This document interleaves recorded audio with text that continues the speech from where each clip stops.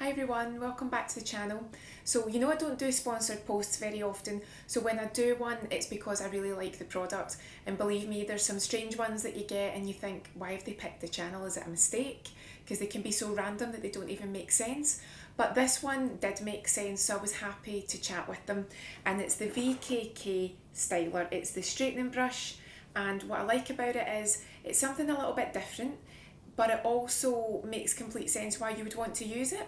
So all of us that use a straightener need sometimes just to take the edge off of any frizziness if it's not sitting correctly. This looked so interesting and so easy to use that I did say to them that I'd be happy to try it out and let you know how I got on. So let's delve a little bit deeper into exactly how this piece of equipment works. So you know I'm always honest with you, so when I got it, I always do say to people if they want to work with me sponsored, let me try it, because if I can't get on with it or I don't understand it or it's too complicated, I would let them know. I don't want to say to you that something's really easy to use when it's not really, or pretend to you that something is fabulous and it's not, but this really is very easy to use. I don't want, so they call it a straightening brush, right, but I'm not looking for absolutely poker straight hair. I think there's a time when you can get away with it, and then there's a time where it can actually look quite harsh.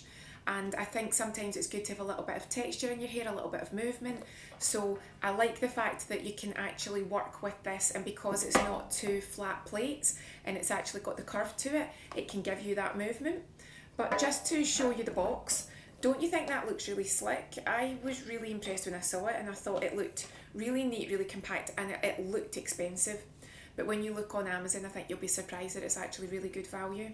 It tells you on here some of the key points: 30-second rapid heating, anti-scalding design. Now what I would say about that is they would obviously correct me, and anyone that's a hair expert would obviously know too, but it's got the heated element in it, and then it's got the comb, the plastic comb element, so that your brush actually, when you're brushing through your hair, it sits through there. So I would guess that's the anti-scalding. I wouldn't recommend when it's on that you do this. Never do that. Don't do it with anything warm, because these get to what, 200 degrees. But I guess that's the anti-scalding, because not only is that working as the brush and as the comb, but it's also not allowing you to actually touch the direct source of the heat. And when you're working with a straightener, as you know, you can touch the direct source. So that seems to be a very clever design, because it's working in multiple ways. Again, it heats up very quickly, and I'll show you that in a minute too. It also says it's a constant temperature, and it's also temperature controlled. So that's good to know for that, because what you don't want to do is have a situation where you're using it. I've done that before when I've got straighteners with the plates, and what you've done is you've turned it on and you've presumed that it's a certain temperature, and then when you're running it through your hair you feel as if it's not really straightening properly, and it turns out it's because it's stayed at a lower heat, or it might go to the heat that you want it to, and then after a while it dips back down again, and you're thinking, why is this not doing what it was doing? It was working fine before. And it turns out that it didn't temperature control, it didn't stay the same, it actually dipped down a bit.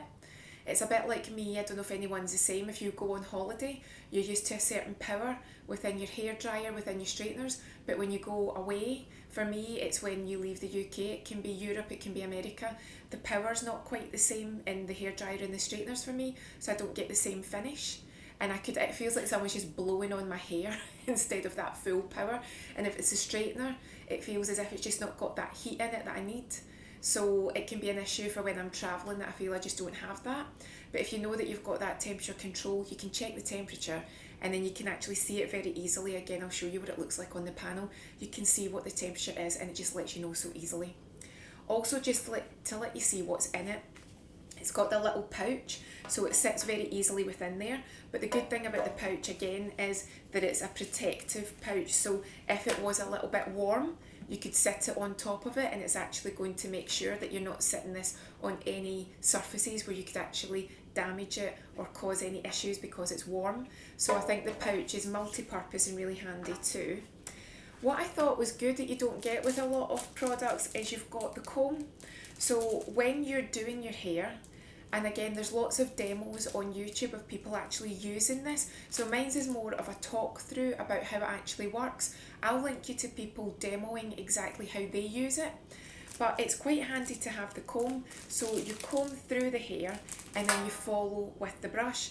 I prefer to use a brush, but that's just my preference. But I will definitely use this comb when I want to use it, either with this if I'm doing something specifically, or maybe even just for doing my hair for other occasions. But the fact that they give you the comb is really handy. Also, how handy is it that they give you the separating clips? Very useful too. I don't think you see that very often with your hair products. And then a nice, neat, compact information manual just telling you the basics of how to use it, your basic warnings. Obviously you need to make sure that you use it safely, you don't use it in silly ways like you're not near water. You know, they talk you through the obvious.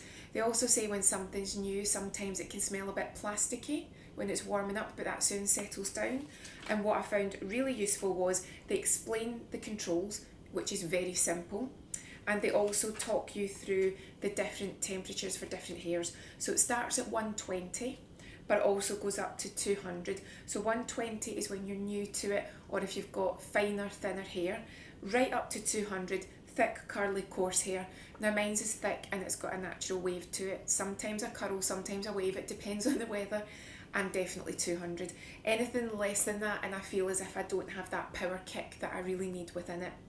So what I'll do now is just turn it on and let you see what it looks like and how you would use it. Right, so when you turn it on, you get the little flashing symbol and then you hold your on off button and it goes to 150. So you can go down or you can go up, but I would be 200. So straight up to 200, and then what happens is it sits and it just takes 30 seconds to heat up. It will flash. When it stops flashing, that lets you know that you're good to go. So again, there's so many demos online. You don't need to see me do my hair, but I'll show you just how I would finish it off. And this is where, again, I will tell you how I would use it. So what they suggest is, again, you can use the comb. I would prefer to use a brush. Again, it's just what you're used to, it's what you're comfortable with.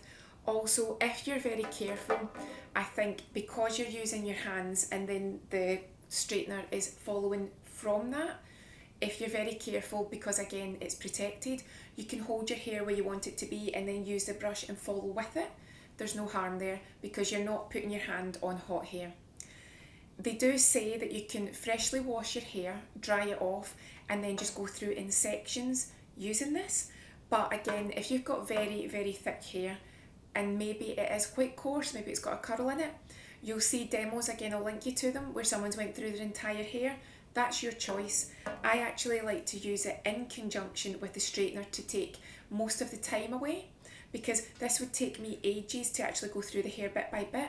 But if I was looking to do that, that's what I would do. But maybe day to day, I actually would use this as my finishing tool. So look, you can see it's not flashing anymore, so that's it ready to go.